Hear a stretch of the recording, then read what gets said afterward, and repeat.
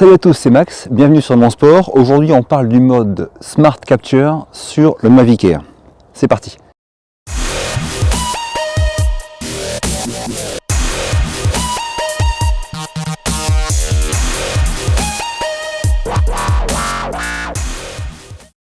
Alors avant toute chose, pensez bien que le Mavic Air n'a pas d'évitement d'obstacles sur les côtés, ni dessus, d'accord? Donc quand on est en forêt, attention parce que dans ces modes intelligents, il va bouger des fois sur le côté et se prendre une branche et là c'est la fin de la journée. On va commencer par voir ce mode Smart Capture avec la télécommande et ensuite on verra aussi qu'on peut le faire sans télécommande et ça c'est vraiment top.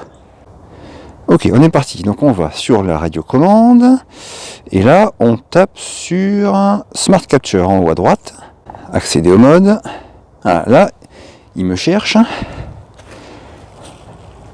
Donc là, il veut voir ma main. Je lui montre ma main. Ça clignote en vert. Et hop, il décolle. Ok. Donc là, je peux le tourner. À gauche, tourner à droite. Voilà. Là, je vais poser la télécommande, elle ne me sert plus à rien pour l'instant. Je peux prendre une photo avec le signe PIS.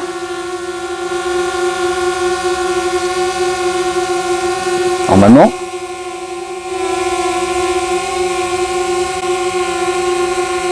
Voilà. Ensuite, je peux déclencher un film. Là, c'est bon, ça filme, ça marche. Et bien, tant qu'à faire, on va voir comment il me suit, ce garçon. Donc on va avancer un peu, je vais me mettre d'abord derrière moi. Voilà, et c'est parti.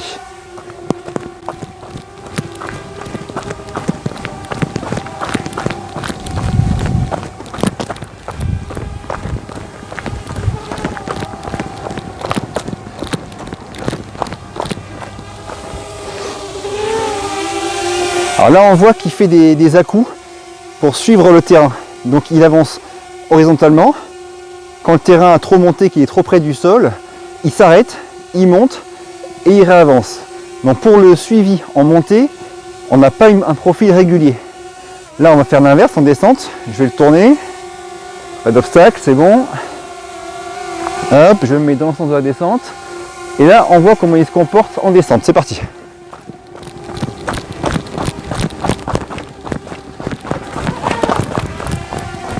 Oh, on est chaud là.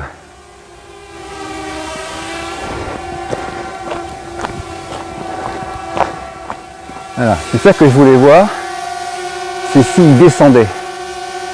Et apparemment, il n'est pas descendu.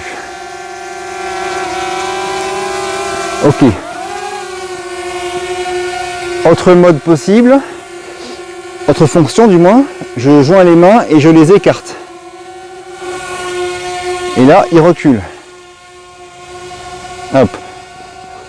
Voilà. Si je les rapproche, il revient. Voilà. On filme toujours là. Ouais, très bien. Ok. On va refaire le test en descente pour voir. Je repars. Est-ce qu'il me suit? Ah, il m'a perdu. Tu me vois là, c'est bon. Là, tu me suis. Tu me suis. Alors, je vais un petit peu. Il ne veut plus là. Il m'a perdu.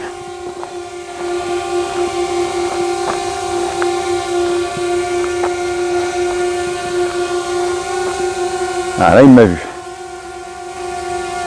Hop, là, il me suit. Allez, c'est parti.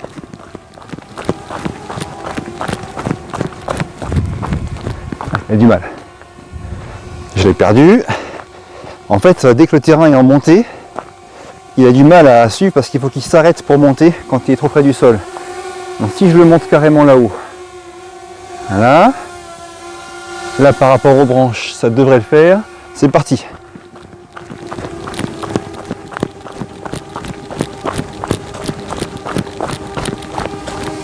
Ah là c'est bien. Si on monte bien avant, tout se passe bien. Je vais faire demi-tour.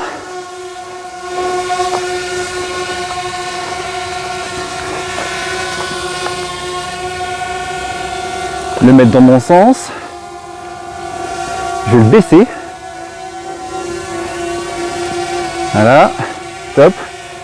Et maintenant on est parti en descente.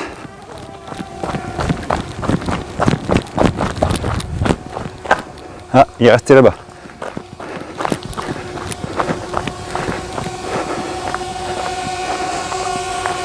Voilà, c'est bon?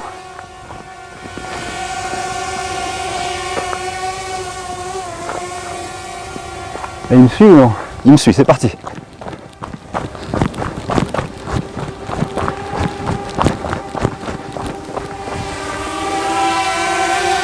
Voilà. Ben là, il est resté à la même altitude. Ok, bon, c'est quand même sympa, mais moi j'aurais bien aimé qu'il suive le terrain de manière plus intuitive en montée, plus fluide en montée, et qu'il le suive en descente. A priori, c'est pas trop le cas. Ok, donc on va le poser, trouver un endroit dégagé. Donc j'ai posé la télécommande, tiens, ça va être plus simple. Hop, je sors du mode en appuyant sur la croix. Hop, là je suis revenu en manuel. Voilà, je vais pouvoir le poser. Ok, alors là qu'est-ce qu'on a vu? Bon, déjà, toutes les commandes gestuelles marchent très bien, à condition qu'on les fasse assez lentement et qu'on ne soit pas trop près du drone. D'accord? Donc il faut le mettre à 4-5 mètres de nous, en faisant reculer, en écartant les mains comme je vous ai montré.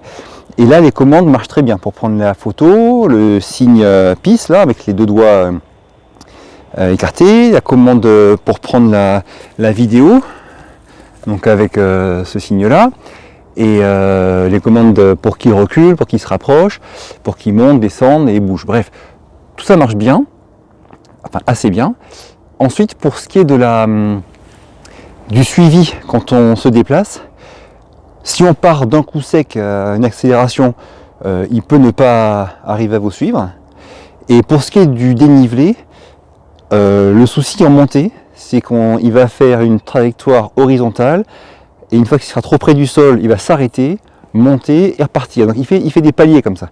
Ça c'est pas top, d'accord? C'est pas top du tout. Si on veut quelque chose de fluide, lorsqu'on fait une montée en VTT ou comme ça, bah ça va pas être terrible avec ce mode-là. En descente, a priori, sur ce que j'ai vu là, il reste à une altitude constante. Donc pareil, si on veut faire une descente à ski et qu'ils nous suivent, ça va pas être non plus idéal, j'ai l'impression. Voilà, maintenant on va passer au Smart Capture sans télécommande. Déjà, on va allumer le drone. Voilà, on va le poser quelque part où il peut décoller.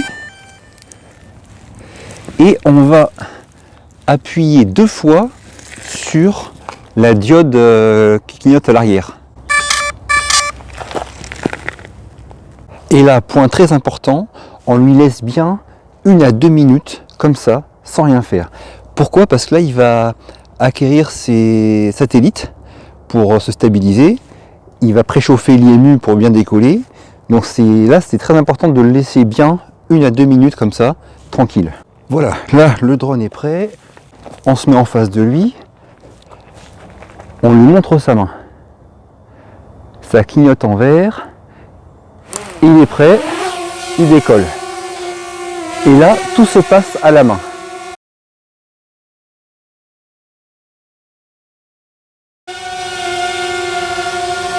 Et on voit aussi qu'on peut avancer.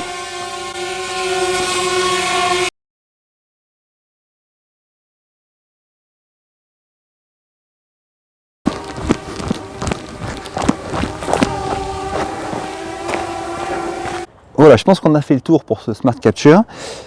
Pensez bien à quelque chose que j'ai pas dit dans les précédentes vidéos, mais qui est important, c'est que si vous avez la télécommande près de vous, en cas de souci, si vous voyez que le drone se comporte bizarrement, on va se prendre un arbre, bref, si vous avez le temps de prendre la télécommande et d'appuyer sur le bouton pause, d'accord? Il y a un bouton pause sur la télécommande, appuyez dessus et le drone s'arrête.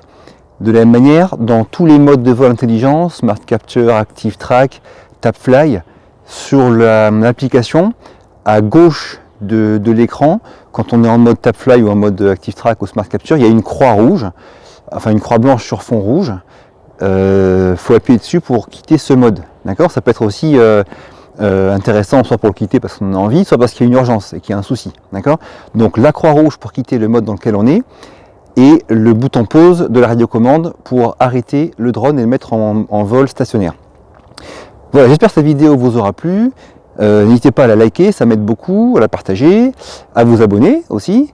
Et je vous retrouve très vite dans une nouvelle vidéo. Et puis d'ici là, mais bougez-vous, purée, bougez-vous.